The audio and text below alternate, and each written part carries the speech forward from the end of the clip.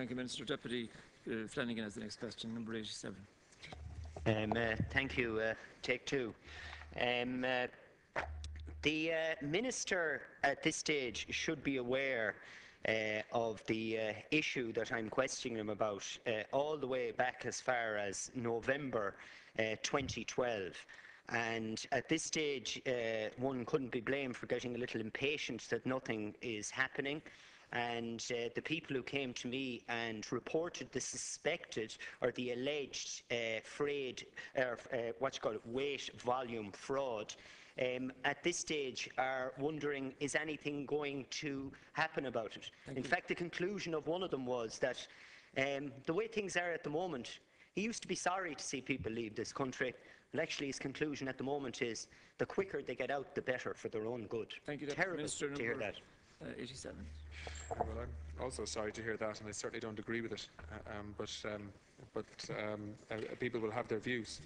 I have clarified previously, in response to a question from the Deputy on this subject last June.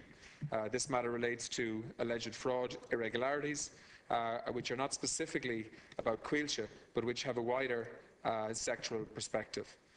Further to the Deputy raising this subject in the House and at Oireachtas committee meetings, I asked the Deputy at the time if he has evidence on which I can act to give it to me, and I will act on it. I also advised that if there were any questions that need to be asked of the Coilte board about any type of fraudulent activity, I'd follow up on these matters, and but I won't cast aspersions without having supporting evidence. A meeting was held between the Deputy, representatives of the company making the complaint, and other legal representatives and officials of my department last May, following which an investigation was undertaken by two officials from the forestry side of my department. My officials thoroughly reviewed the material received and reverted to the other attendees at the meeting for clarification on some points, and then spoke to Coilte management. Contact was also made with An Garda Síochána to ascertain the status of a complaint which was previously being lodged with them. In the course of their departmental investigation, a great deal of detailed information, both written and verbal, was provided to my officials by the company making the complaint and Coilte, who went through it, and the two officials subsequently sought clarification and additional material. A report of their investigation was finalised last November, the contents and conclusion of which was outlined to the Deputy and others at a meeting on the 21st of November 2013. In summary, the report states that the evidence provided by Deputy Flanagan and the complainant company does not prove conclusively on the issue of sample tampering. I understand that the Deputy wasn't satisfied with the conduct and the outcome of the investigation. Given the nature of the issue, I'm reluctant to discuss this matter further, given that it is currently under active consideration by the Garda Síochána. But I would say, in addition, I have legal advice stating that the report cannot be released at this time so as not to prejudice or impair the investigation of offences. To assist the process, though, I propose to make my department's report and information obtained in the course of the department's investigation available to the Gardaí in total. I've also received an assurance from senior Coilte management, i.e. the acting CEO, that they will assist the Gardaí fully with any investigation that may be finalised at this stage. So, in other words, Deputy, I know you're not happy with the investigation and the conclusion of it that was undertaken by my department. I believe that the team in my department did the best job they could and produced conclusions that were accurate given all the information that they've had available to them. But we have passed that entire file on now to the Gardaí, and we have got a commitment from Coilte management that they will cooperate fully with the Gardaí if there are issues to be followed up in terms of a Garda investigation. Thank you, Minister. Deputy Flanagan. The Minister says there was a thorough review. There was not a thorough review. If there was a thorough review, there are two core issues. At the core of this, there are two allegations. The actual the evidence of sample tampering is available. There are unexplained variations and conversion factors, both in relation to specific sales and a pattern over a period of time, and this can only be assessed with the benefit of auction sales and conversion factor dates over the past decade. But this information is not available because we have been told that it is commercially sensitive. And the Minister apparently cannot get this information because it is commercially sensitive. Now, the Minister is ultimately the boss of Coilte. He has the ultimate say. And we now have to listen to this thing of, well, apparently the Minister can't get certain information because it's commercially sensitive. I have to say I find it very interesting that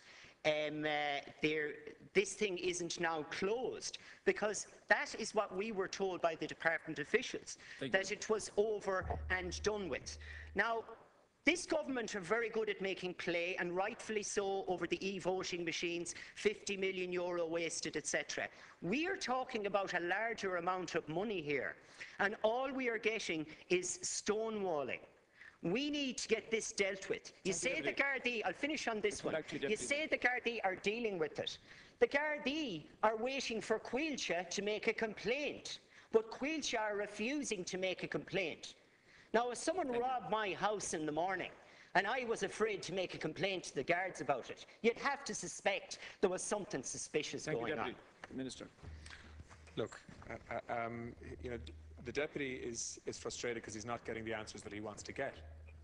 We have done what we said we would do as a department.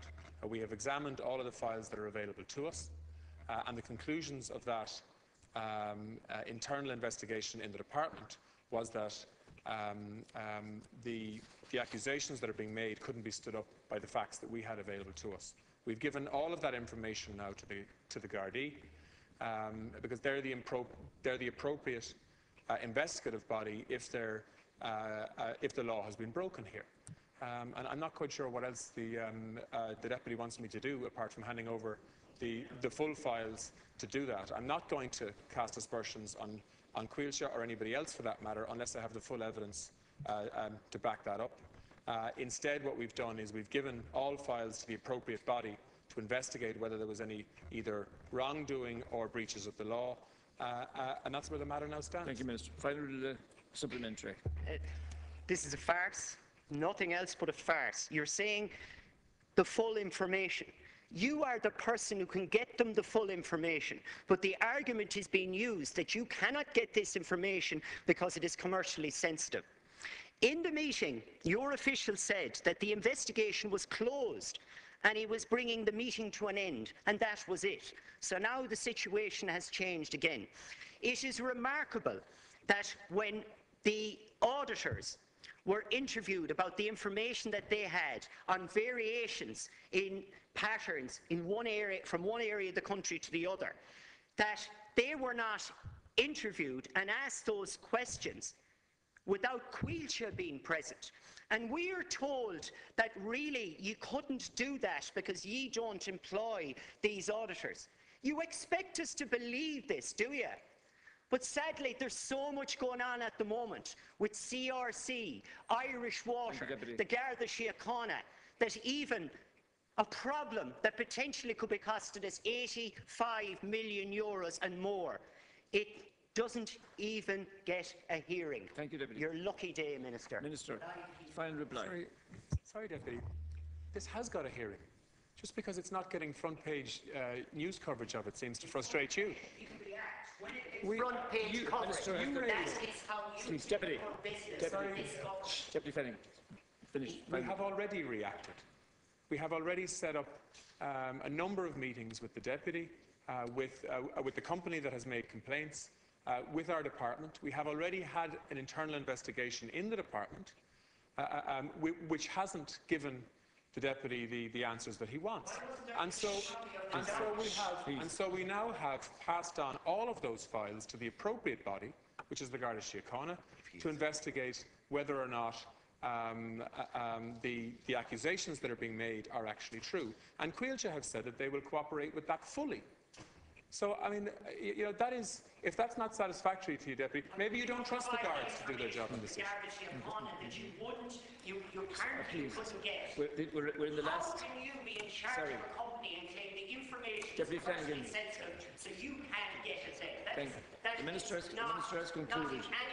We're going on to the next question. Anything you have, Deputy, you might send it on to the guards. Deputy O'Keefe has the next question, you're as number certain as you 88. And I ask, and please, no, that we're on to the next question now. Please, thank you. Deputy O'Keefe, You have the information. 30 seconds to Next introduce the time question. you cry that a child is in pain because there isn't enough money to help them, remember where it went. Deputy, please. You are doing nothing Deputy about Flanagan. this. Our money, Deputy. my children's money, Deputy. my neighbour's money, this country's money, Deputy Flanagan. and you couldn't give a damn about Deputy Flanagan, please. facts. Deputy, please. You're up there Deputy, with the I love it. Come on. Deputy Flanagan, great achievement. please. Desist from that now. Deputy